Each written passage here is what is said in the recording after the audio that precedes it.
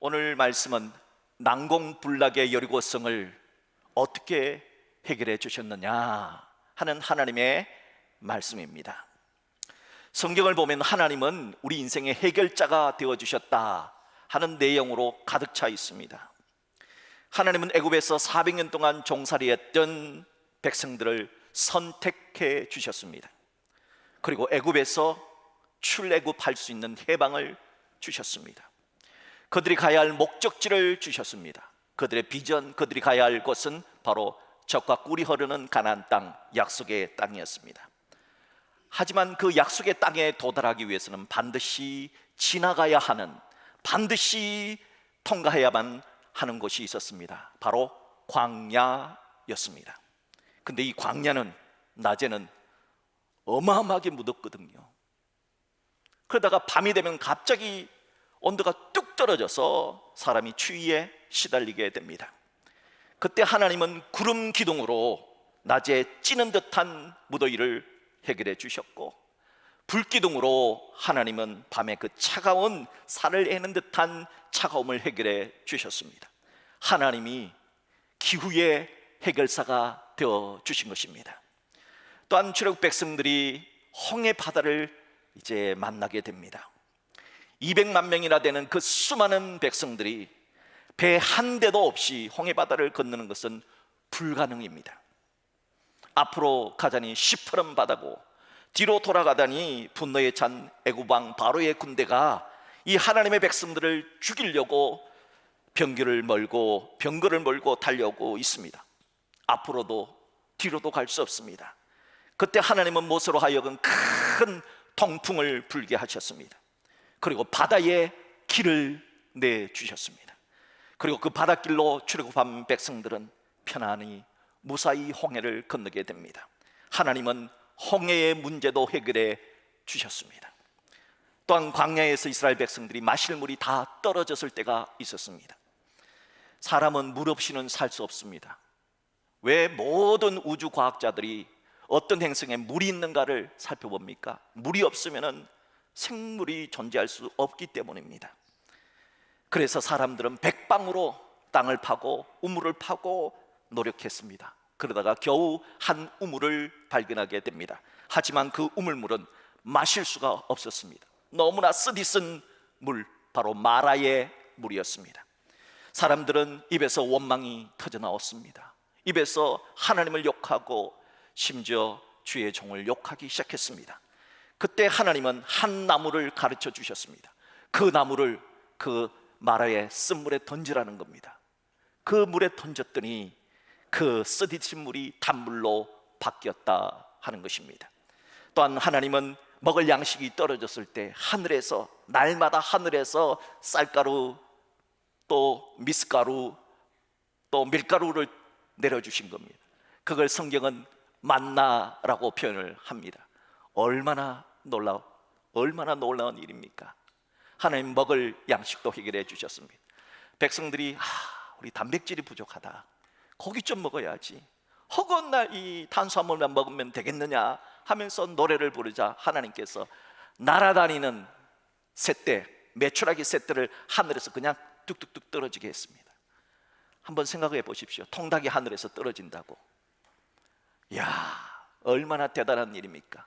이 모든 것을 누가 하셨습니까? 하나님이 하셨습니다. 하나님은 단 한 번의 실수도 없이 인생의 모든 어려움을 해결해 주신 해결사가 되어 주셨습니다. 삼국지에 보면은 난곡불락이라 하는 고사성어가 나옵니다. 그 뜻은 공격하기가 너무 어려워서 좀처럼 정복하기 어렵고 어려운 일을 두고 하는 말이 난공불락이지요. 삼국지에는 세 나라가 나옵니다. 조조가 세운 위나라, 성군이 세운 오나라, 그리고 유비가 세운 청나라. 이 삼국이 서로 다툼을 할 때에 청나라의 최고의 전략가가 있었습니다. 바로 우리가 잘 아는 제갈량입니다. 이 제갈량이 유비의 뜻을 받들어 위나라를 치기 위해서 두 번째 북벌을 단행합니다. 위나라의 수도 장안성, 지금 시진핑의 고향이죠, 시안. 바로 이 장안성을 정복하려면 반드시 진창성이라고 하는 이 진창성을 쳐야 됩니다. 하지만 당대 최고의 모사인 제갈량도 이 진창성을 무너뜨리지 못합니다. 왜냐하면 그 진창성의 최고의 책임자가 학소 장군인데, 학소 장군이 진창성 외곽에 엄청난 모신 해자를 아주 깊게 파서 적의 접근을 어렵게 했기 때문입니다. 또한 엄청난 보라살과 투석 장비를 준비해 놓았기 때문입니다. 그때 어마어마하게 비가 많이 내린 것 같아요. 그래서 이 청나라가 공격을 했는데도 불구하고 20일 동안을 정말 모든 에너지를 쏟아 부었는데도 진창성 함락에 실패하게 됩니다. 얼마나 비가 많이 내려서 엉망진창이라는 말이 있죠. 바로 이 진창성을 말하는 겁니다.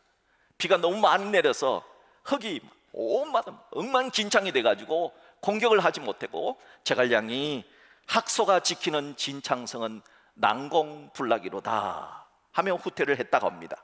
여기에서 난공불락이라는 고사성어가 나왔습니다. 그런데 오늘 성경을 보면은 바로 출애굽한 하나님의 백성들이 이 난공불락의 성을 만나게 됩니다. 그 성은 바로 여리고 성이었습니다. 여리고 성은, 이 고대 여리고 성은 저렇게 보관을 하게 되면은 바깥 성벽의 두께가 2m, 그리고 안에 있는 성벽의 두께는 3m 되는 이중 성벽으로 구성이 되어져 있습니다. 이 이중 성벽이 또한 이 기울기가 35도 경사의 가파른 언덕 위에, 우리 교회처럼 가파른 언덕 위에 건설되어져 있습니다. 또한 이 여리고성에 살고 있는 주민들은 그 신장이 바이킹족처럼 장대하고 강력했다고 합니다. 가나안 땅을 탐지했던 10명의 스파이들, 10명의 정탐군들에 의하면 우리는 저들에 비하면 메뚜기 같다라고 말할 정도로 기골이 장대한 사람들이 바로 여리고성 사람이었습니다. 또한 여리고성 안에는 1년 내내 물이 솟아나는 여리고의 심장이라고 불려지는 엘리사의 샘이 있습니다. 저것을 방문하게 되면 깜짝 놀랍니다. 거의 사막 같은데 엘리사의 샘이 계속해서 풍풍풍풍 쏟아납니다. 풍부한 수자원으로 인해서 이 여리고성은 고대 도시 가운데 어뜸되는 도시였다고 합니다. 많은 식량을 생산하고 보유할 수 있는, 그래야 장기간 오랜 동안 전쟁을 할 수 있었던 성이 바로 여리고성입니다. 이런 이유로 인해서 여리고성은 난공불락의 초롱성으로 불렸던 겁니다. 그런데 이런 막강한 성벽, 막강한 군사력, 걱정 없는 물, 그리고 걱정 없는 식량이 풍성했던 여리고성 사람들이 400년 동안 종살이만 했던 이스라엘 백성들, 출업한 백성들, 한마디로 오합지졸인 백성들이 온다는 소식에 여리고성을 굳게 잠그고 방어태세에 돌입하게 된 겁니다. 여호수아 6장 1절 말씀 합독합니다. 이스라엘 자손들로 말미암아 여리고는 굳게 닫혔고 출입하는 자가 없더라. 어째서 난공불락의 초롱성 같은 여리고성 백성들이 이렇게 했을까요? 그 이유는 하나님 때문입니다. 전능하신 하나님이 저들의 해결사가 되어주셨다는 소문을 들었기 때문입니다. 예, 저 하나님의 백성들 뒤에는 하나님이 있어, 하나님 빽이 있더라 하는 소문을 들었기 때문입니다. 여리고성 군사들은 자신들이 들었던 소문이 과연 그러할까 숨을 죽이고 긴장한 채 하나님의 백성들을 노려보고 있었던 겁니다. 분명 출애굽한 백성들은 자신들의 힘과 능력, 자신들의 실력으로는 도저히 여리고성을 무너뜨릴 수 없음을 잘 알고 있었습니다. 우리들도 인생을 살면서 내 힘으로, 내 지혜로, 내 실력으로, 내 수준으로는 도저히 감당할 수 없는 문제들을 만나게 됩니다. 바로 그것이 우리 각자의 여리고성입니다. 과연 하나님은 오늘 말씀을 통해 무엇을 말해주려고 하실까요? 하나님은 오늘 난공불락의 여리고성, 내 힘으로, 내 능력으로, 내 지식으로 감당할 수 없는 질병이라는 여리고성, 고난이라는 여리고성, 죄악이라는 여리고성, 그리고 미래라고 하는 여리고성, 이 여리고성을 만났을 때, 불완전함을 만났을 때 우리는 어떻게 해야 하는가 하는 말씀을 우리에게 알려주시는 것입니다. 과연 그 방법은 무엇일까요? 저는 크게 세 가지로 살펴보고자 합니다. 첫째, 내 힘과 내 실력으로는 감당할 수 없는 난공불락의 여리고성은 하나님의 방법으로 무너뜨릴 수 있다는 절대 믿음을 가지라는 것입니다. 여호수아 6장 2절 말씀을 보면 여호와께서 여호수아에게 이르시되 보라, 내가 여리고와 그 왕과 용사들 내 손에 넘겨 주었으니 라고 말씀하셨습니다. 이미 내 손에 넘겨 주었다라고 말씀하고 있다는 겁니다. 이 말의 뜻이 무엇입니까? 난공불락의 여리고성은 하나님이 주도하신다, 하나님의 방법으로 무너뜨릴 수 있다, 하나님의 전쟁이다 하는 뜻을 갖고 있는 겁니다.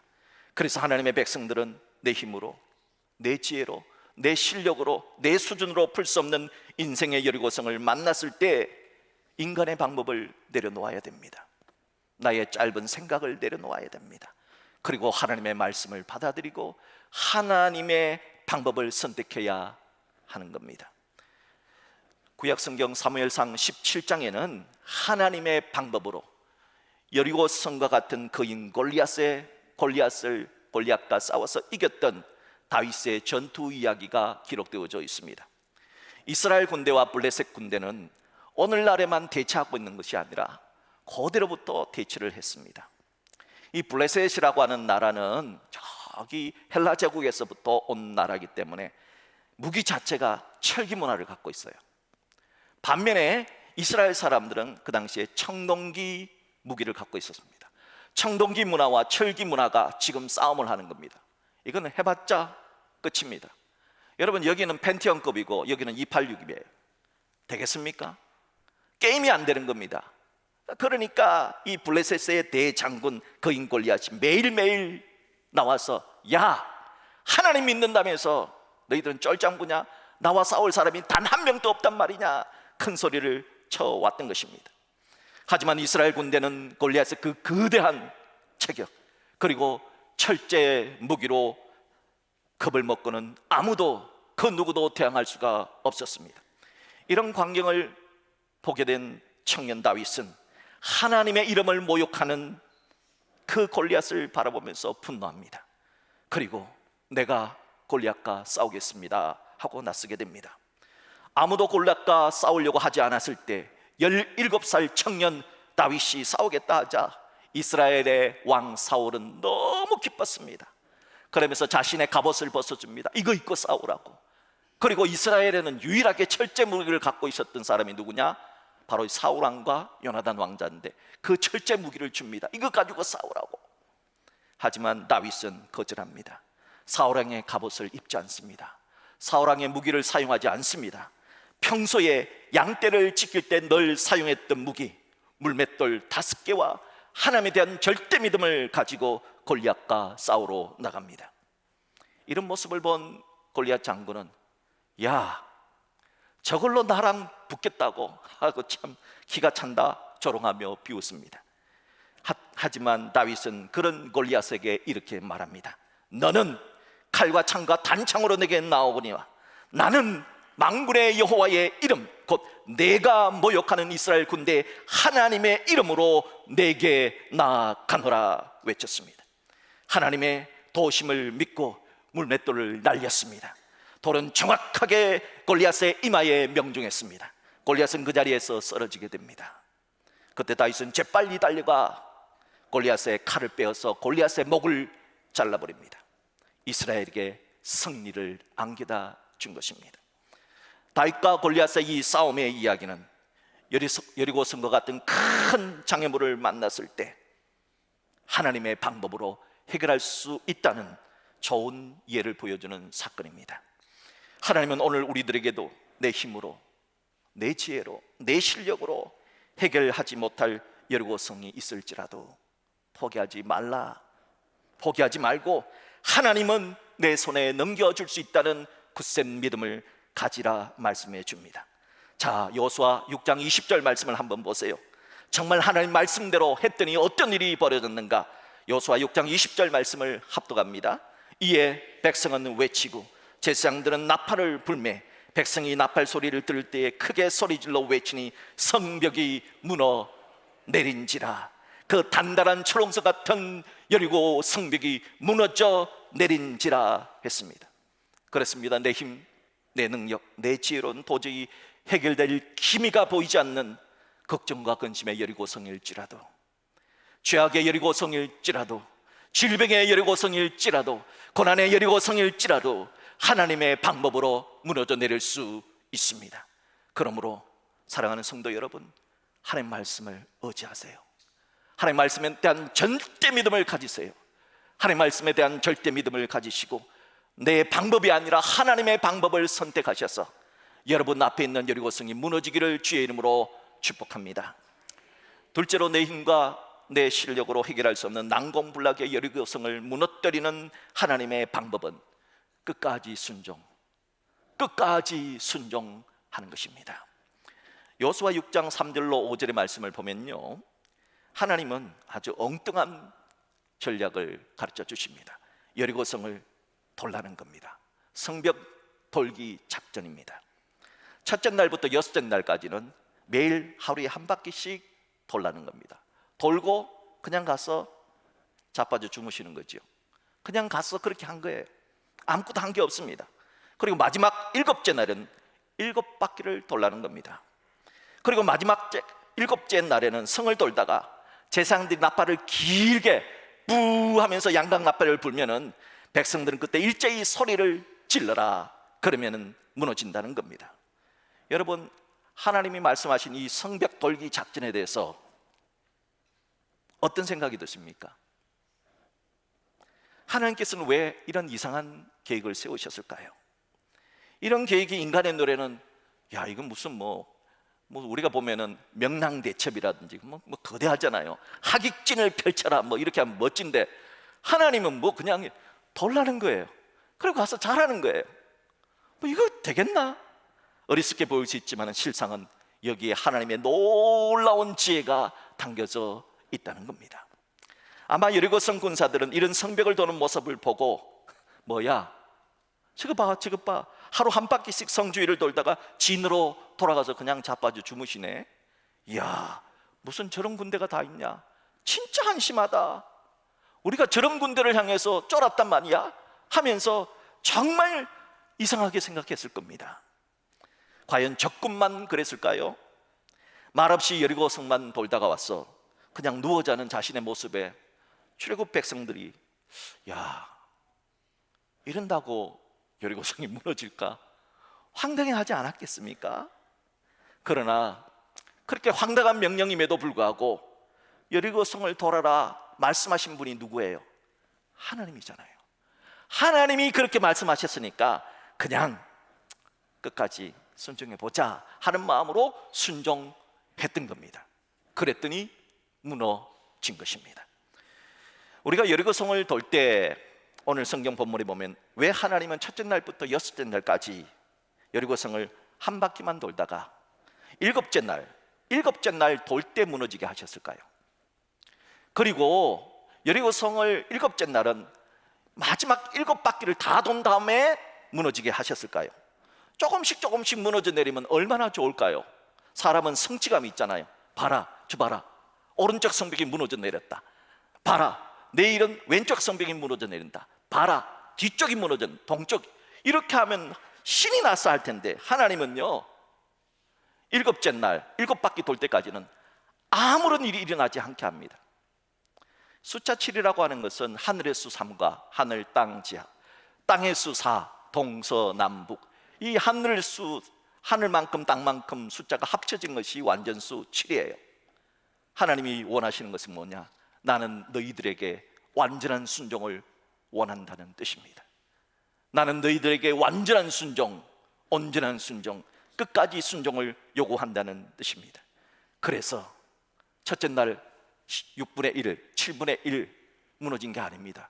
둘째 날 돌 때 7분의 2가 무너진 게 아닙니다. 셋째 날, 넷째 날, 다섯째 날까지는 99.9%까지는 0%, 아무 일도 일어나지 않고 모든 것을 온전히 행할 때, 끝까지 순종할 때 여리고성이 무너졌다는 것입니다. 사랑하는 성도 여러분, 온전히 순종해 보십시오. 끝까지 순종해 보십시오. 여러분 중간에 한 7분의 1 했다고, 7분의 2 정도 했다고, 7분의 3 했다고, 7분의 6까지 했는데 아무 일도 일어나지 않아. 자포자기 하시고 낭망하지 마시고 끝까지 온전히 순종해 보십시오. 그리하여 하나님이 내려주신 여리고성 붕괴의 역사가 여러분 삶 속에서 일어나기를 주의 이름으로 축복합니다.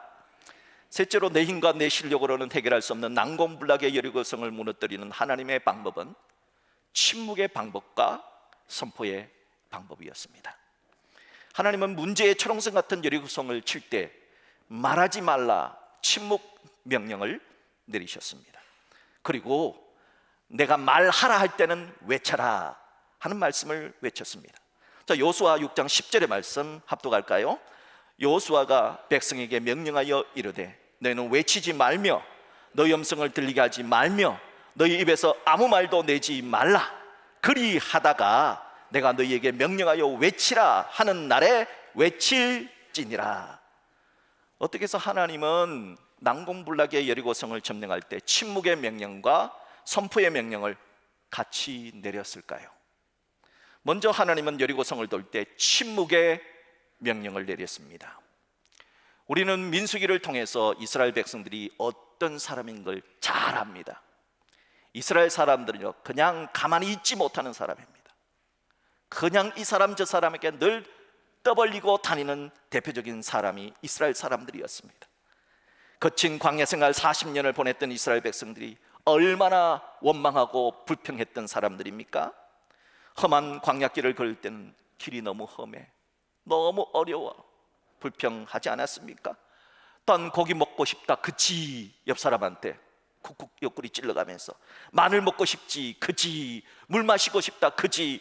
야, 부추를 좀 먹어야 되는데 이 스태미나가 너무 떨어진다, 그치? 그치 하면서 옆구리 찔러가면서 떠벌리던 민족이 이스라엘 민족 같지 않습니까? 그리고 모세를 욕하고 하나님까지 원망했던 민족이지 않습니까?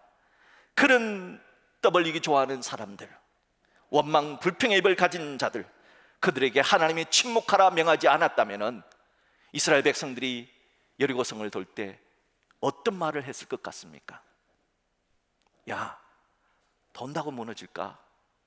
하나님이 참 이상하다. 우리는 또 뭐냐? 이런 이상한 일을 우리는 이거 계속 해야 되는 거야? 내일 또 돌아야 되는 거야? 모레도 돌아야 되는 거야? 이렇게 원망하지 않았겠습니까?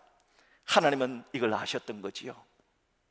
그래서 하나님은 침묵하라, 침묵하라, 침묵하라 말씀하셨던 겁니다. 여러분, 우리는 늘 기도보다 앞서는 사람들이 많아요. 하나님께 기도하기보다는 이 사람 저 사람에게 자꾸 떠들어요. 내가 들었는데 그거 알아? 알긴 뭐가 알아요? 지가 말해주니까 알지 하면서 가르쳐 주는 거예요. 또 전화 끊고 또 다른 사람에게 너 그거 알아? 하나님은 침묵하라 명하신 겁니다. 침묵하라. 침묵하는 시간은 뭡니까? 기도하라는 겁니다. 하나님께 올인하라는 겁니다. 하나님께 올인하고 기도하라는 겁니다. 그런 다음에 하나님이 7째 날 7바퀴를 다 돌고 난 다음에 큰 소리로 외치라, 선포의 명령을 내리십니다. 지금까지 성벽을 돌 때 침묵을 지키고 있다가 외치라 할 때 큰 소리로 외쳤던 겁니다. 전체가 하나 되어 승리의 말, 비전의 말을 선포하라는 겁니다. 여리고성이 무너진다, 여리고성이 무너진다, 와 하고 선포하라는 겁니다. 여러분, 놀랍게도 사람의 말에는 권세가 있습니다. 사람 안에 힘이 있다는 사실을 아십니까? 한번 따라할 거예요. 사람의 말에 권세가 있습니다. 사람의 말에 권세가 있는 이유는 하나님이 이 세상을 창조하실 때 말씀으로 따바르, 말씀으로 창조했기 때문입니다. 그래서 말하는 인간에게도 말의 권세가 있는 겁니다. 그래서 하나님의 사람들은 우리 앞에 나타나는 난공불락의 여리고성을 만났을 때 그 난공불락의 여리고성을 향하여 무너져라, 비전을 선포하고 무너져라 선포해야 할 때가 있다는 것입니다. 학개, 스가랴, 말라기 선지자들은 이제 이스라엘이 바벨론의 포로로 갔다가 70년 포로 생활을 마치고 귀국했을 때의 대표적인 선지자가 학개, 스가랴, 말라기 선지자입니다. 여러분, 우리가 6.25 전쟁 이후에 어떻습니까? 우리가 막 해방되었을 때 어땠습니까? 사회가 문제가 한두 가지가 아닙니다. 스가랴 선지자가 활동할 때 엄청난 철옹성과 같은 큰 문제가 발생했습니다. 그때 스가랴 선지자는 이렇게 선포합니다. 스가랴 4장